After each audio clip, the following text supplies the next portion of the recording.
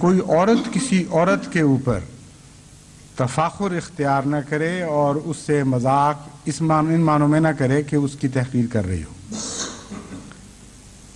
قوموں کے مقابل پر عورت کو بھی رکھ دینا بظاہر یہ ایک بے جوڑ بات دکھائی دیتی ہے، مگر امر واقعہ یہ ہے کہ قومی تفاخر کے بعد معاشرتی تفاخر، قومی تفاخر کا ذکر ہے عالمی حیثیت سے، اور معاشرتی تفاخر کے طور پر عورت کو پیش کیا گیا ہے ایک نمائندہ کے طور پر، کیونکہ معاشرے میں جتنی بھی برائیاں پھیلتی ہیں ایک دوسرے پر بڑائی دکھاتے ہوئے وہ عورت کی طرف سے زیادہ تر رونما ہوتی ہیں، اور عورت کا مزاج اس بات کے قریب تر ہے کہ وہ دوسرے کے اوپر، دوسرے خاندانوں کے اوپر، دوسری عورتوں اور لڑکیوں کے اوپر اپنی بڑائی خاندانی طور پر ظاہر کرے اور اپنے آپ کو بہتر سمجھے۔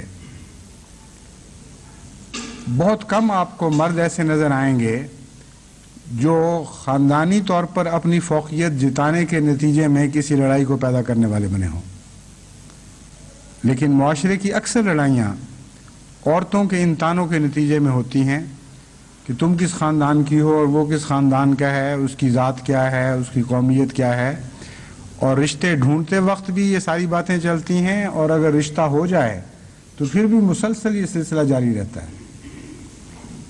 تو جہاں برائی زیادہ شدت کے ساتھ پائی جاتی تھی اسے نمایاں کرنے کی خاطر، مرض پر انگلی رکھ دینے کی خاطر خدا تعالیٰ نے معاشرے کی برائی کا ذکر کرتے ہوئے عورت کو بطور مثال پیش فرمایا اور اسے تنبیہ کی کہ دوسری عورتوں کے اوپر فوقیت نہ دکھایا کرو۔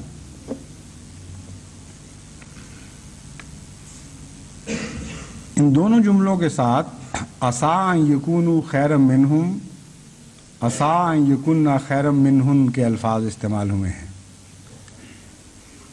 اس میں خدا تعالیٰ ایک عظیم الشان قومی تغیرات کا گر بیان فرماتا ہے، کا راز بیان فرماتا ہے۔ جس طرح رات دن میں بدلتی ہے اور دن رات میں، اسی طرح یہ قومی تفاخر بھی تبدیل ہوتے رہتے ہیں، اور یہ خیال غلط ہے کہ ایک قوم ہمیشہ کے لیے دوسری قوم پر ایسی فضیلت اختیار کر جائے کہ ان کے اندر ایک تفاخر کی وجہ پیدا ہو جائے۔ ذاتوں کے فخر بھی بدلتے رہتے ہیں، قوموں کے فخر بھی بدلتے رہتے ہیں، ان کے بدلنے کی رفتار اتنی آہستہ ہے کہ عموماً انسان اپنی زندگی میں ان کو محسوس نہیں کر سکتا۔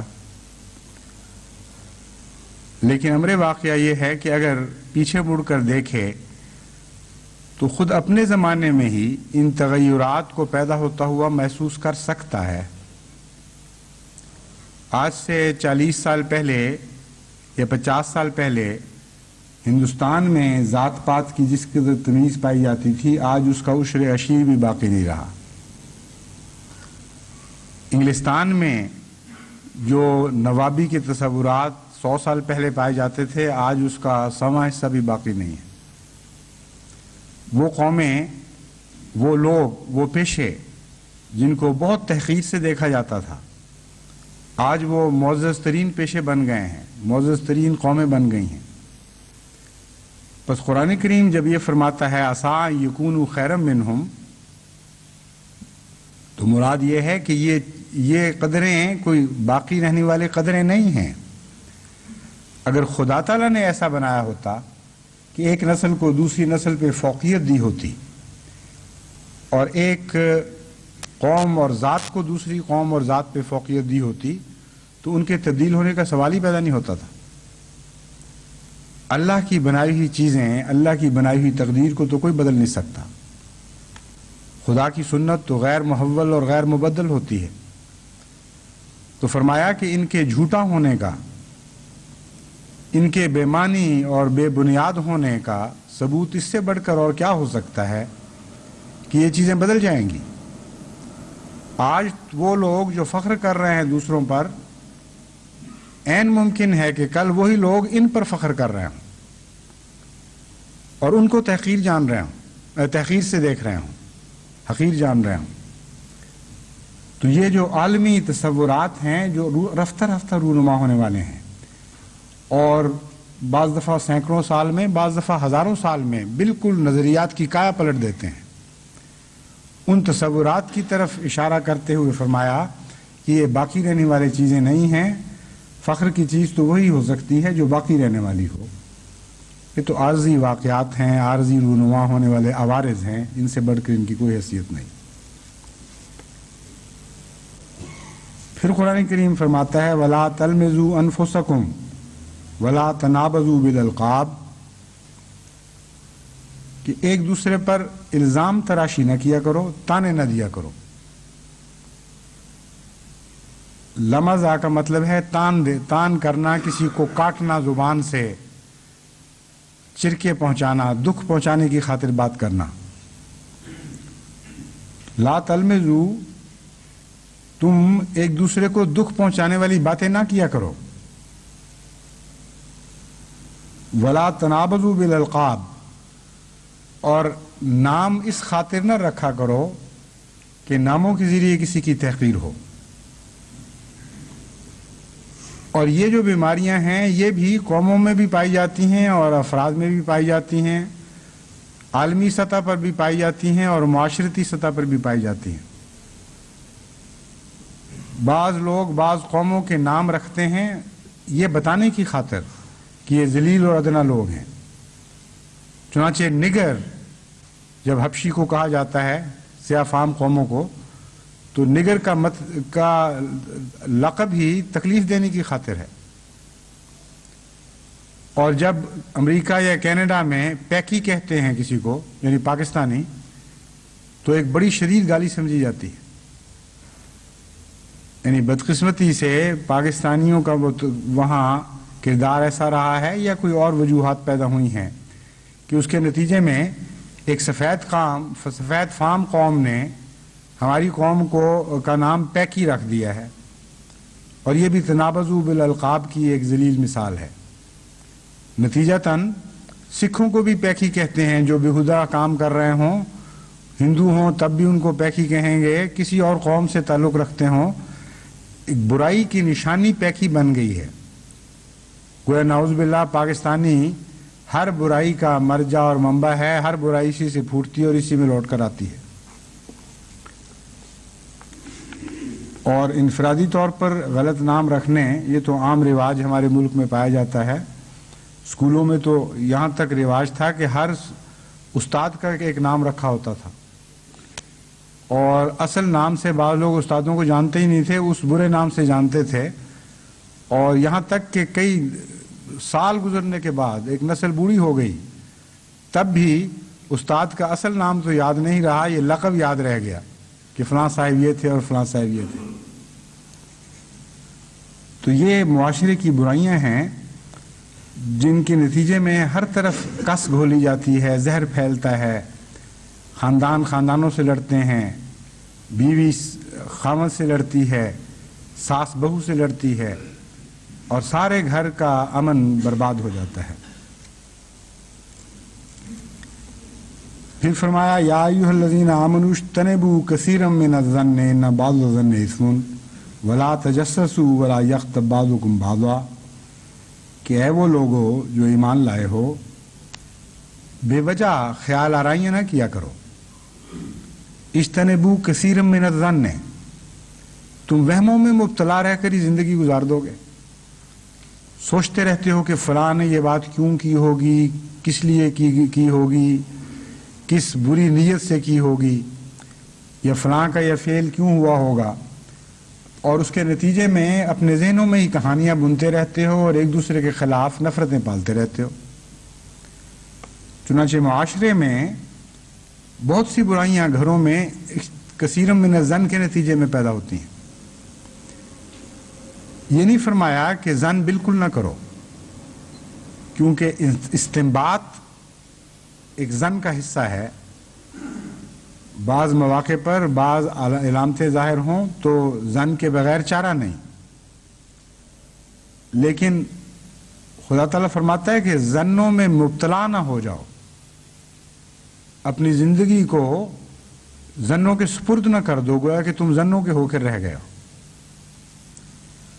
वह तवहमात बेबुनियाद बातें सोचना, और ये नहीं फरमाया कि हर जन गुनाह है, फरमाया इन्ना बाज़ ज़न्न इस्मुन।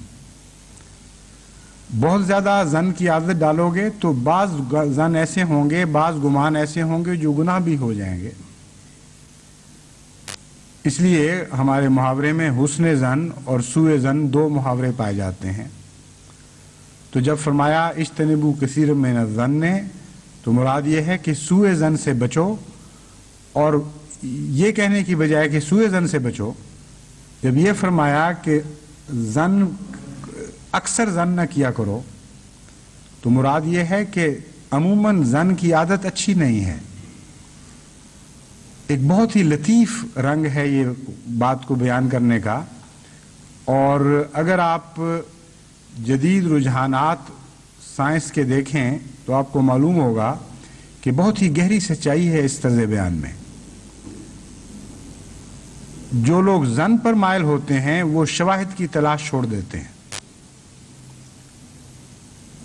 और जो लोग शवाहिद को फौकियत देते हैं वो जन से अक्सर बचते हैं। मजबूर हो जाएं तो जन करते हैं, वरना वो शवाहिद के पीछे चलते हैं, शवाहिद की जुस्तजू में रहते हैं। तो ये बुनियादी उसूल है जो कौमों के लिए बहुत ही फ़ायदेमंद साबित हो सकता है अगर वो इसकी कुना को पा जाएं। साइंस ने तमाम तरक्की इस बात पर की है कि शवाहिद की तलाश की है, और अगर कोई जन पैदा भी हुआ है तो उसका नाम वो हाइपोथेसिस रखते हैं, और जन पैदा होने के बाद उस पर इन्हिसार नहीं करते बल्कि शवाहिद की जुस्तजू शुरू कर देते हैं। और जब शवाहिद किसी हद तक गवाह मिल जाएं कि हाँ इस जन के सही होने का इम्कान मौजूद है, तो फिर उसे कहते हैं, इसका नाम थियरी या नजरिया है। और फिर भी शवाहिद की तलाश नहीं छोड़ते, यहां तक कि और बढ़ते हैं, यहां और वसी नजर करते हैं, माजी के शवाहिद भी देखते हैं, हाल के शवाहिद भी देखते हैं, मुस्तकबिल में जो रुख इख्तियार कर सकते हैं तजारिब, उन पर भी नजर डालते हैं। और जब देखते हैं कि हर लिहाज से, हर पहलू से वो नजरिया दुरुस्त था और उसके बदलने का कोई इम्कान नहीं, तो उसका नाम लॉ रख दिया जाता है। ये साइंस का कानून है।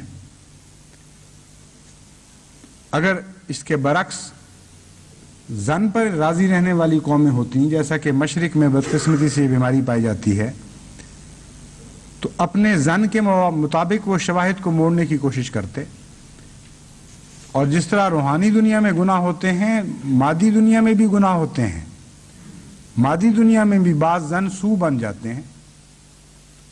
चुनांचे जितना कीमियागरों ने मशरिक की दौलतों को लुटाया है और खाक के सिवा उनके पल्ले कुछ भी नहीं पड़ा, ये सारा उसी गुनाह की पादाश है कि वो जन में मुब्तला हुए, कसीरुम मिन जन के आदी हो गए, और बाज़ जन जो गलत थे उनको दुरुस्त करने की बजाय उनकी पादाश उन्होंने देखी और कौमों को बुलंदी से तनज़्ज़ुल की राह पे उतार दिया। तो जन की आदत बड़ी बुरी चीज़ है। कुरान करीम ने इसीलिए ये नहीं फरमाया कि बुरा जन ना करो, फरमाया जन से बचने की कोशिश करो, जहाँ तक मुमकिन है जुस्तजू करो, जहाँ तक मुमकिन है हक़ाइक़ की तलाश करो। हक़ाइक़ की जुस्तजू तुम्हारी आदत होनी चाहिए और जन तुम्हारी आदत नहीं होनी चाहिए। अगर जन तुम्हारी आदत बन गया तो फिर लाजिमन तुम बाज़ बुरे जन्नों में भी मुब्तला होगे जिनकी पादाश देखोगे। और बदकिस्मती से मशरकी दुनिया में मुआशरों की तबाही का एक बड़ा मूजिब जन की कसरत है। वला यख्तब बाज़ुकुम बाज़ा, ये उसी की पैदावार है। हक़ाइक़ का सामना करने की जिन कौमों को आदत नहीं रहती, वो मुंह पर बात करना भी नहीं जानते, फिर वो एस्केप इख्तियार करते हैं शवाहिद से, और ये भी बर्दाश्त नहीं कर सकते कि उनकी बात चैलेंज हो जाएगी। इसलिए फर्जी बातों के आदी پیچھے پیچھے باتیں کرتے ہیں، چھپ کے باتیں کرتے ہیں، چھپ کر تان و تشنی کرتے ہیں. اور لمز کی یہ انتہا ہے. لمز کہتے ہیں تان و تشنی جو منہ پر کی جائے. جب یہ بدی بڑھ جاتی ہے اور ناسور بن جاتی ہے یا کینسر ہو جاتی ہے تو اس سوسائٹی میں پھر سامنے کی تان و تشنی کو چھوڑ کر پھر غیب میں باتیں کی جاتی ہیں. دوسرے کو اپنے دفاع کا کوئی موقع نہیں مل سکتا. یہ سب سے بڑی ہوئی بد صورت اس بیماری کی ہے اور اس کا زن سے گہرا تعلق ہے.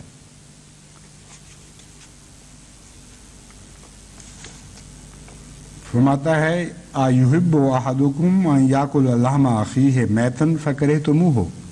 اس کے متعلق میں گزشتہ خطبے میں تفصیلی گفتگو کر چکا ہوں. عجیب مثال دی ہے قرآن کریم نے. یاکل لحم اخیہ میتا فکرہتموہ. کیا تم اپنے لیے یہ بات پسند کر لو گے کہ اپنے مردہ بھائی کا گوشت کھا رہے ہو؟ چونکہ اس مضمون کا عنوان یہ باندھا گیا تھا انما المومنون اخوۃ فاصلحوا بین اخویکم. دیکھو مومن بھائی بھائی ہیں، اس لیے بھائیوں کے درمیان اصلاح کی کارروائی کرو. ہر ایسی بات کرو جس سے بھائی ایک دوسرے پر راضی رہیں. اس لیے یہاں بھائی سے مراد سگا بھائی نہیں ہے، ہر مومن بھائی ہے. اور بھائی کہہ کر اس کے گوشت کی طرف توجہ دلانے کا مطلب یہ ہے کہ مردہ بھائی کا گوشت، اول تو بھائی کا گوشت کھانا ویسے ہی مکروہ چیز ہے. مردہ کہہ کر اس طرف توجہ دلائی کہ وہ اپنا دفاع نہیں کر سکتا. جو مرضی اس سے کرو، اس کو کچھ پتہ نہیں. چنانچہ اس کراہت کو نمایاں کر کے دکھا دیا، ورنہ خالی یہ کہہ دیا جاتا کہ تم اپنے بھائی کا گوشت کھانا پسند کرتے ہو. مردہ بھائی کا گوشت کہہ کر اس کی بیچارگی کو بھی ظاہر کیا جس کے خلاف باتیں کی جا رہی ہیں، اور اس کی لذت کی حقیقت کو بھی ظاہر کیا کہ جسے یہ طیب غذا اپنے لیے سمجھ رہا ہے کہ کسی کے خلاف غیب میں باتیں کر کے اس کی برائیاں کر کے ایک مزہ اٹھا رہا ہے، جو ایسی مکروہ چیز ہے کہ مردے کا گوشت کھانے والی بات ہے، اور وہ بھی بھائی مردہ ہو. ایسی فصاحت و بلاغت کا مرقع ہے یہ کلام کہ ایک بات کو جب بیان فرماتا ہے تو انتہا تک پہنچا دیتا ہے. اور کتنے چھوٹے سے جملے میں اس برائی کی کتنی تفصیل کے ساتھ مذمت فرما دی گئی. واتقوا اللہ ان اللہ تواب الرحیم. اللہ کا تقوی اختیار کرو، وہ بہت بار بار رحم کرنے والا، بار بار توبہ کو قبول کرنے والا ہے اور رحم کرنے والا ہے. یا ایھا الناس انا خلقناکم من ذکر و انثی وجعلناکم شعوبا وقبائل لتعارفوا. ہم نے تو تمہیں اے انسانوں اس لیے پیدا کیا تھا مرد اور عورت میں، وجعلناکم شعوبا وقبائل، اور تمہیں قبائل میں اور قوموں میں اس لیے تفریق کیا تھا لتعارفوا، تاکہ تم ایک دوسرے کو پہچان سکو. ان اکرمکم عند اللہ اتقاکم، یقیناً تم میں سے سب سے معزز وہی ہے جو سب سے زیادہ متقی ہے. ان اللہ علیم خبیر، اللہ بہت جاننے والا اور بہت خبر رکھنے والا ہے.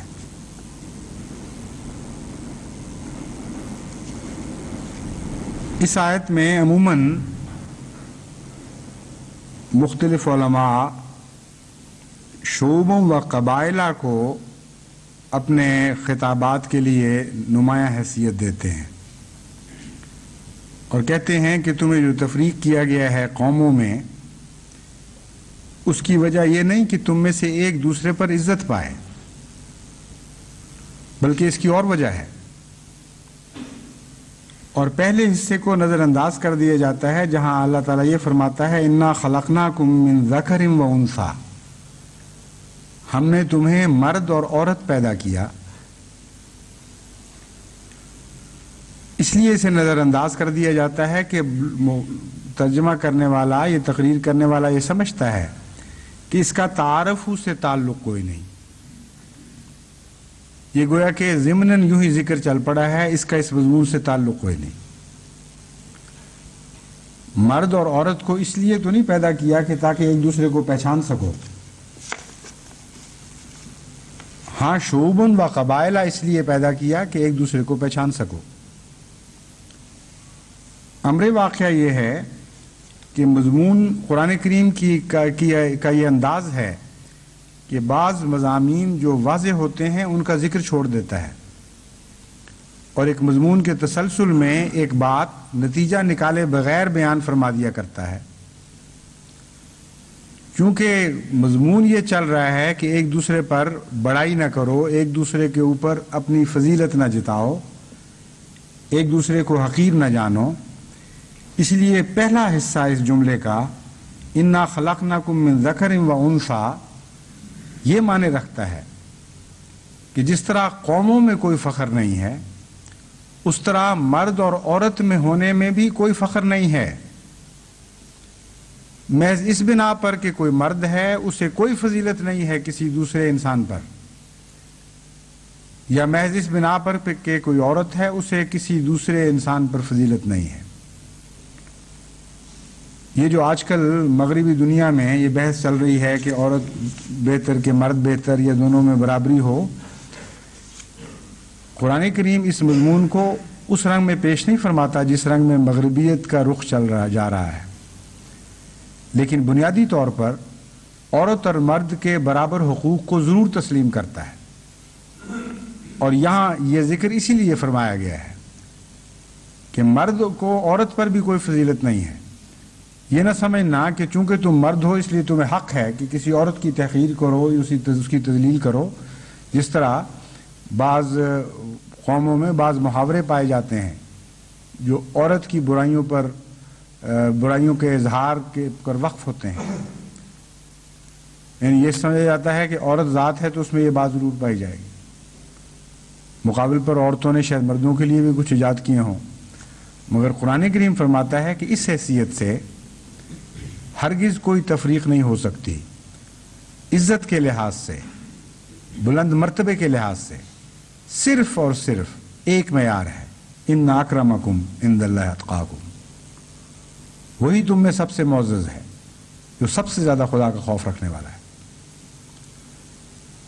ان اللہ علیم خبیر، اور اللہ تعالیٰ خوب جانتا ہے اور خوب خبر رکھتا ہے اس بات کی کہ تم لوگ کیا کرتے ہو، کیوں کرتے ہو، تمہارے اعمال کی گناہ کیا ہے، مقصد کیا ہے تمہاری باتوں اور تمہارے افعال کا، ہر بات سے اول سے آخر تک خوب باخبر ہے، اور ان کے پیدا ہونے والے نتائج سے بھی باخبر ہے، دور دراز اثرات جو ان کے مرتب ہوں گے ان پر بھی نگاہ رکھتا ہے۔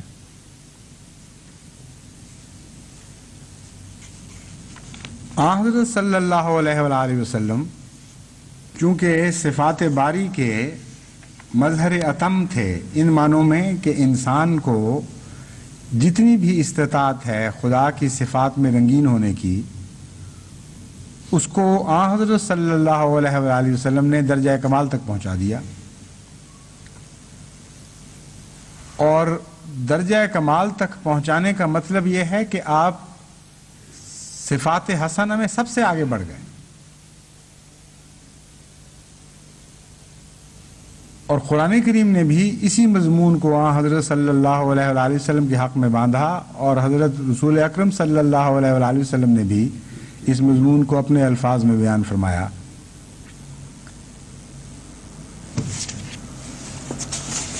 چنانچہ حضرت صلی اللہ علیہ وآلہ وسلم فرماتے ہیں انما بعثت لأتمم مکارم الاخلاق۔ ابو ہریرہ روایت بیان کرتے ہیں کہ حضور صلی اللہ علیہ وآلہ وسلم نے فرمایا کہ میں اعلیٰ ترین اخلاق کی تکمیل کے لیے مبعوث کیا گیا ہوں۔ حضرت امام مالک موطا میں یہی روایت درج فرماتے ہیں، مگر ایک لفظی فرق کے ساتھ۔ وہ فرماتے ہیں کہ ہمیں تو یہ بات پہنچی ہے کہ حضور صلی اللہ علیہ وآلہ وسلم نے فرمایا بعثت لأتمم حسن الاخلاق ہے، کہ میں اس لیے مبعوث فرمایا گیا ہوں کہ میں اخلاق کے حسن کو اس کے درجہ کمال تک پہنچا دوں۔ بنیادی طور پر مضمون ایک ہی ہے، پس صفات باری تعالیٰ میں رنگین ہونے کا مطلب جہاں ایک طرف الوہیت سے تعلق قائم کرنا ہے، وہاں دوسری طرف عبدیت سے تعلق قائم کرنا بھی ہے، اور اخلاق کا بہترین ہونا اس کا ایک طبیعی اور لازمی نتیجہ ہے۔ یہ ہو ہی نہیں سکتا کہ کوئی انسان با خدا تو بن رہا ہو، خدا کی صفات میں تو رنگین ہو رہا ہو، لیکن دنیا کے لحاظ سے نہایت بدخو ہو اور انسانوں کے لیے اس کا گوشہ نرم نہ ہو۔ اس لیے صفات باری تعالیٰ کو جو مضمون میں بیان کر رہا ہوں، اس کا یہ مقصد ہے کہ جماعت احمدیہ ان صفات میں اس طرح رنگین ہو کہ اس کا ایک رنگ بنی نوع انسان پر بھی ظاہر ہو رہا ہو ساتھ ساتھ۔ یہ ممکن ہی نہیں ہے کہ اندرونی طور پر انسان میں کوئی پاک تبدیلی ایسی پیدا ہو کہ خدا تعالیٰ سے اس کا تعلق بڑھ رہا ہو، اور اس کے باوجود بنی نوع انسان سے اس کا تعلق کم ہو رہا ہو۔ خدا تعالیٰ کے لیے اس کا دل نرم ہو رہا ہو اور بنی نوع انسان کے لیے اس کا دل سخت ہو رہا ہو۔ یہ متضاد باتیں ہیں، یہ ایک وقت میں ممکن ہی نہیں ہے۔